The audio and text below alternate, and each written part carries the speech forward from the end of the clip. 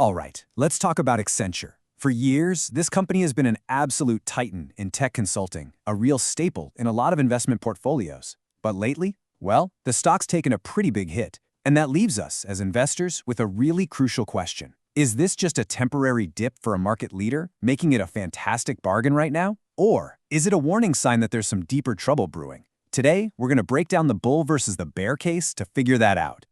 So, here's our game plan. First, we'll look at where Accenture is right now, kind of at a crossroads. Then we'll dive into the bull case, what makes it a fortress and why AI is such a big deal. After that, we've got to look at the other side, the bear case, the headwinds, and the risks. And finally, we'll put it all together and ask, what's the verdict? Is the price right for the potential? Okay, let's get into it. Accenture is a leader, no doubt about it. But it is standing squarely at a crossroads. We're talking about a premium, best-in-class company that's staring down some significant uncertainty. And that, has investors feeling pretty on edge. And this, right here, is the key question for anyone looking at this stock. I mean, with Accenture trading so far below its recent highs, what are we really looking at? Is this a top-tier company that's just on sale, a fantastic buying opportunity? Or is this a classic value trap, where that lower price is actually a red flag? So here's the deal. Accenture is basically caught in this classic squeeze. On one side, you've got these massive, long-term tailwinds. I'm talking about AI, digital transformation, all the stuff that's going to shape the future. But on the other side, you've got the here and now. Their clients, the big corporations, are seriously tightening their belts after going on this huge spending spree during the pandemic, and that's creating some intense short-term pressure. All right, so with that context, what makes the bulls so confident? Why are they still buying? Well, it all starts with what we call Accenture's economic moat. Think of it like the deep ditch around a castle. It's this set of durable advantages that keeps competitors at bay. Let's take a closer look at what makes that fortress so tough to breach.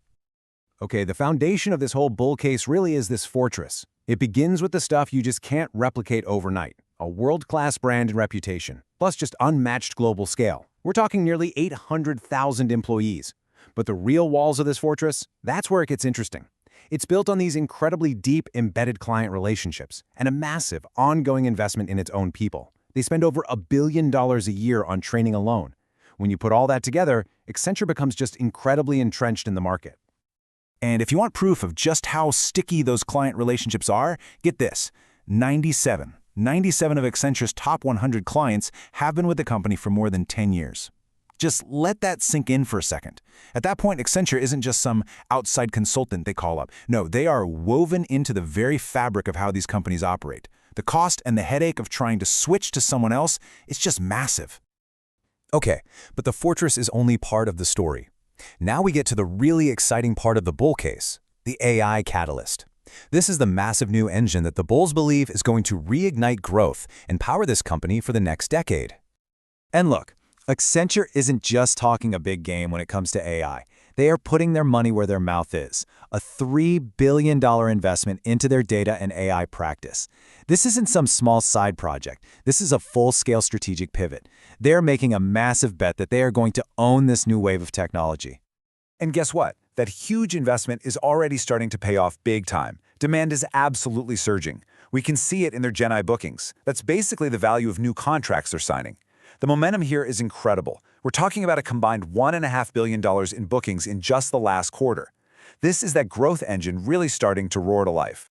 And those new deals, they're translating directly into actual revenue. To put this in perspective, they generated $900 million from GenAI in all of last year. This year, they've already hit $1.8 billion in just the first 3 quarters. They've doubled last year's total with a quarter still to go. That kind of explosive acceleration is exactly what gets growth investors to sit up and pay very close attention. Okay, but of course it's not all sunshine and roses.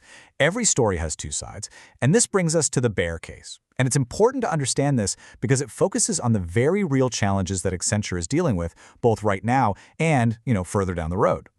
So the first big pillar of the bear case is this cyclical slowdown. I mean, look at these numbers. After a blistering 22% growth rate back in fiscal 22, it's like someone slammed on the brakes.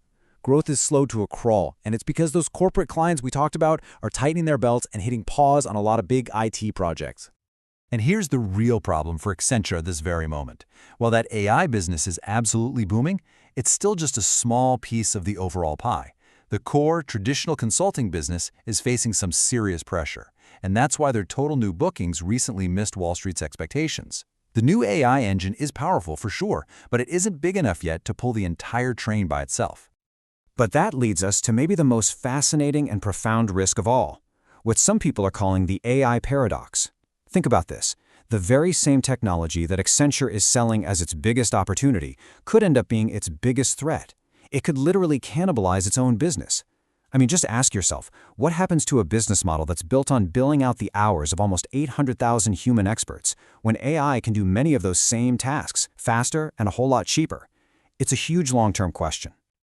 So to kind of wrap up all the risks, you can think about it on 3 different timelines. In the short term, the big boogeyman is a global recession that just crushes IT spending. In the medium term, it's all about execution.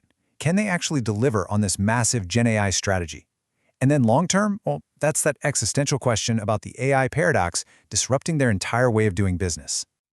So, okay, you've got this really powerful bull case on one side and a pretty serious bear case on the other. How does the market process all of this tension?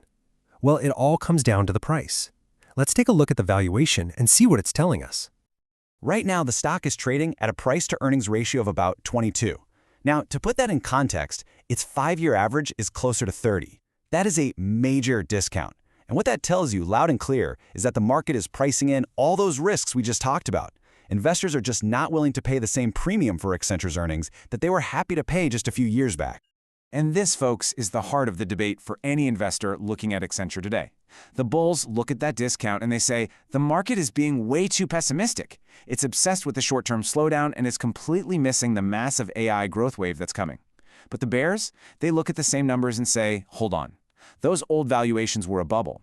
Today's price isn't a discount. It's a rational return to normal for a great company that's facing some very real headwinds. So it all boils down to this one final critical question that every investor has to answer for themselves.